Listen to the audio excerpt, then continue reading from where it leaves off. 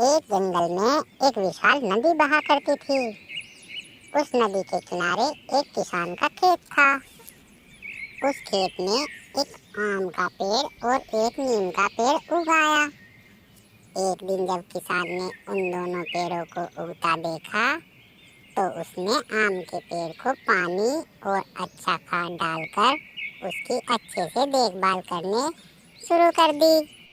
मगर उसने नीम के पेड़ पर कभी ध्यान ही नहीं दिया।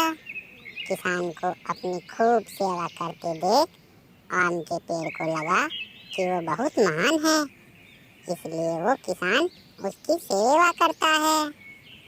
और उसके अंदर घमंड भी आ गया था। कुछ समय बाद धीरे धीरे दोनों पेड़ अब बड़े वृक्ष बन गए और हरे भरे हो गए। आम के पेड़ पर मीठे आम आने लगे और नीम के पेड़ पर कड़वे फल लगने लगे। आम के फल मीठे होने की वजह से उसकी लोग खूब तारीफ करते, जिससे आम का घमंड और भी बढ़ गया। अब तो उसने नीम से बात करना भी छोड़ दिया था। एक दिन नीम का पेड़ आम के पेड़ से बोला, क्यों आम, तुमने आजकल मुझसे पहले की तरह बात करना ही छोड़ दिया, ऐसा क्यों? तभी आम का पेड़ बोला, तुम्हारे और मेरे में क्या समानता है, और तुम जैसे कड़वे पेड़ से बात ही क्या करना। मीठे फल देने वाला मैं कहाँ और तू कड़वा फल देने वाला, तुम जैसों से मेरी क्या दोस्ती। तभी नीम कहता है, अरे दोस्त, तुम मीठे फलों का घमंड मत करो।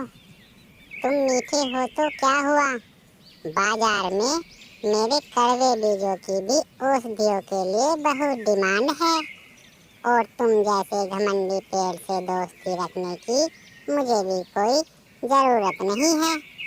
इस तरह रोज इनकी बातें सुनकर इन दोनों के बीच रह रहा पपीता भी चिढ़कर ऐसा कहने लगा, अरे अब बंद भी करो अपना लड़ाई झगड़ा, मैं अब और नहीं सुनना चाहता। तभी आम कहता है, अरे इसमें तुम्हें चिढ़ने की क्या बात है, हम ये फैसला नहीं कर पा रहे हैं कि हम दोनों में महान कौन है। इसे सुनकर नीम ने कहा, अरे पपीते भाई, अब तुम ही बताओ हम दोनों में कौन महान है, जिससे हमारा झगड़ा ही खत्म हो जाए। ये सुनकर पपीता बोला, अरे मूर्खो, इसमें कोई बड़ा या छोटा होने की क्या बात है। हम पेड़ों में अपनी अपनी अलग विशेषताएं होती हैं। हम सब में अलग अलग कुछ न कुछ विशेष गुण होता है, इसलिए तुम अपना ये झगड़ा बंद कर दो। ऐसा कहकर पपीता उन्हें समझाता है, लेकिन आम अपनी जिद पर अड़ा रहा कि नहीं, हम दोनों में महान कौन है, यह तो तुम्हें बताना ही होगा। तभी पपीता कहता है, ठीक है आम, अब तुम बार बार पूछ रहे हो तो मेरे कहने से दुखी मत होना, इसलिए बता रहा हूँ।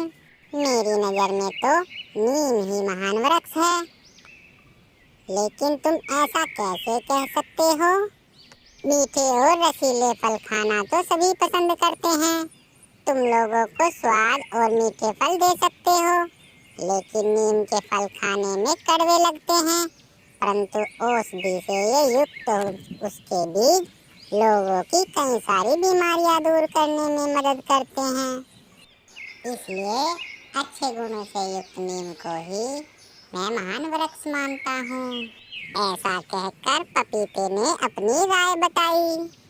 इसके तुरंत बाद आम बोला, अरे मुझे सब पता है, तुम मुझसे नफरत करते हो, इसलिए तुम नीम को महान बता रहे हो। मैं तुम्हारी बातों को नहीं मानता। ऐसे ही कुछ समय बाद आम के पेड़ को कीड़ा लग गया और उसके सारे पत्ते टूट टूट कर नीचे गिरने लगे। किसान ने जब यह सब देखा तो उसने नीम के नीचे से पड़े बीजों को पीसकर आम की जड़ों में डाल दिया, जिससे आम के पेड़ों में लगा कीड़ा खत्म हो गया। और कुछ दिनों के बाद आम फिर से हरा भरा हो गया।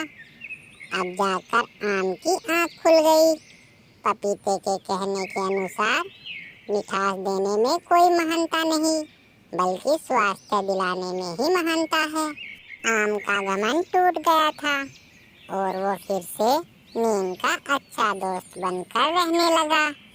इस कहानी से हमें यह शिक्षा मिलती है कि हमें अपने जीवन में सिर्फ मीठे फल वाले ही नहीं, बल्कि अच्छी छांव और औषधियों में काम आने वाले वृक्ष भी लगाने चाहिए। आइए इस आने वाले पर्यावरण दिवस 5 जून को हम लोग एक एक पेड़ अवश्य लगाएं। वृक्ष ही जीवन है। धन्यवाद।